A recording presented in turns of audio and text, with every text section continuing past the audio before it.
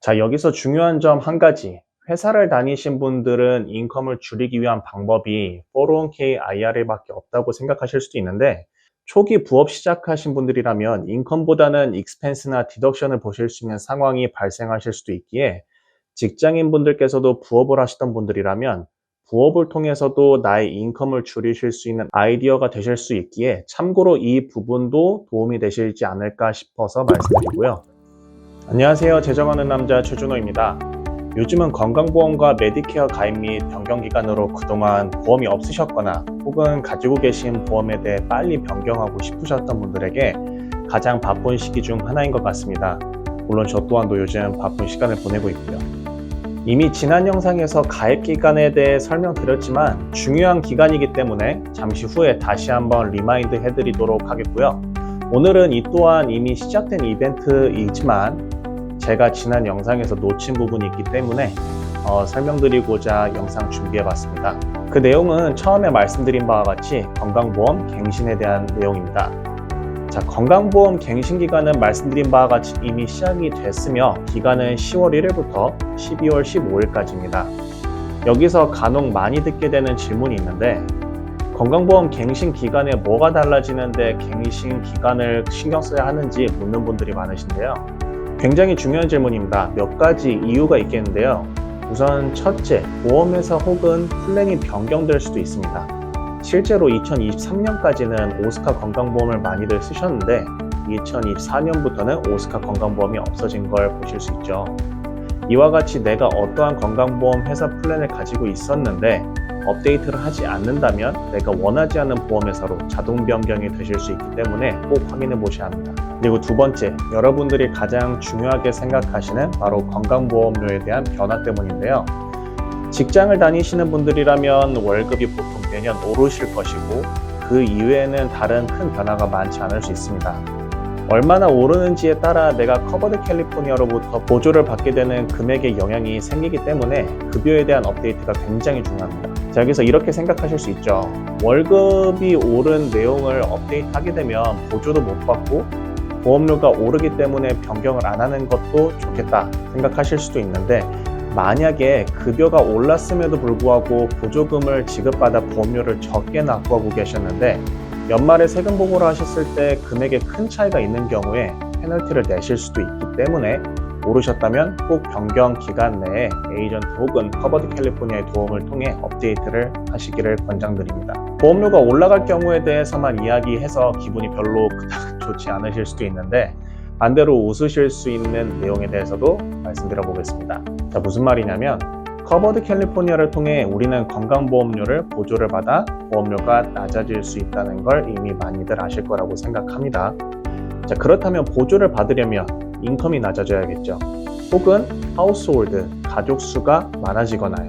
가족 수는 변경될 가능성이 적으니 인컴을 그럼 어떻게 낮춘다는 것인가에 대한 방법으론 그건 바로 401k, IRA, 은퇴 플랜 등을 통해 인컴을 감소시킬 수 있는 방법이 있습니다. 얼마나 낮아지는지에 대한 영상은 위에 참고 영상을 우선 올려놓았으니 참고되시기 바라며, 기회가 되면 이 내용에 대해서는 다시 자세한 영상 준비해 보도록 하겠습니다. 다시 본론으로 넘어와서 내가 인컴이 올라가서 보험료가 올라갈 수 있는 상황에 회사에서 제공해주는 401k에 불입을 하고 계셨다면 불입하신 금액만큼 디덕션이 적용되어 나의 파이널 인컴으로 보고되는 것을 우리는 MAGI, Modified Adjusted Gross Income이라고 부릅니다. 자, 이 내용을 쉽게 설명드려 보겠습니다. 자, A라는 사람이 5만 불이라는 매년 그로스 인컴 순소득이라고 해보겠습니다. 그런데 이분이 매년 회사에서 제공해주는 401k에 10,000 불의 금액을 컨트리뷰트 했다면 이분이 건강보험을 가입하거나 갱신하실 때 적용받게 되는 인컴은 4만 불이 된다라는 말씀입니다.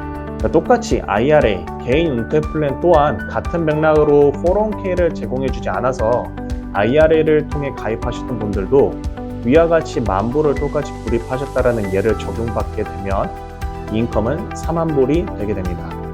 물론 참고로 올해 2024년 IRA는 50세 미만은 7,000불까지, 50세 이상은 8,000불까지만 불입이 가능하기에 10,000불이 될 수는 없지만 이해를 돕기 위해 위와 같이 금액을 말씀드린 것입니다. 또한 자영업자분들도 같습니다. 스몰 비즈니스 하시는 분들 경우 솔로 401k, 심플 IRA, 셉 IRA 등 은퇴 플랜을 하셨다면 당연히 불입하신 만큼 디덕션이 되시고 거기에 대해 익스펜스에 대한 부분도 적용이 다 되기 때문에 그 모든 것을 다 적용한 후의 금액으로 건강보험을 적용받으실 수 있게 되니 이 내용 또한 굉장히 중요하겠고요. 자, 여기서 중요한 점 한 가지.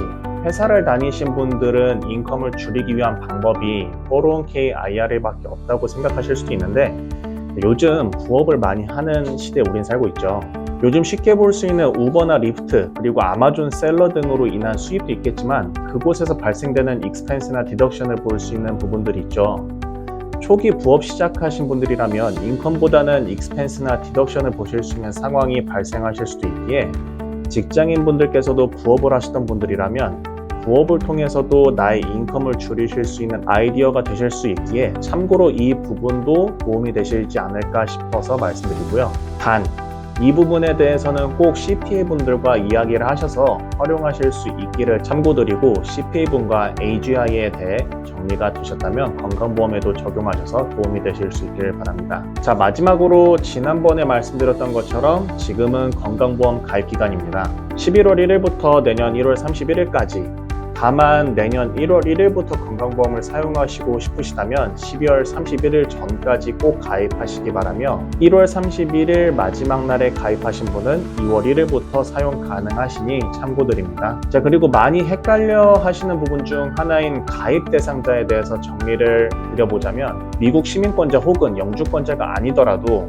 합법적으로 임시거주를 허가받으신 분, 난민 혹은 망명자이신 분, 임시보호 신분이 부여되신 분, 다카이신 분, 그리고 비이민 비자 소지자이신 분, 취업비자, H1 비자이거나 학생비자이신 분들이 해당이 되시겠죠. 위와 같은 분들도 해당되시니 꼭 참고하셔서 건강보험 가입하시기를 권장드립니다. 말씀드리다 보니 오늘 내용을 정리한 김에 이 내용도 다시 한번 정리해드리고 마치겠습니다.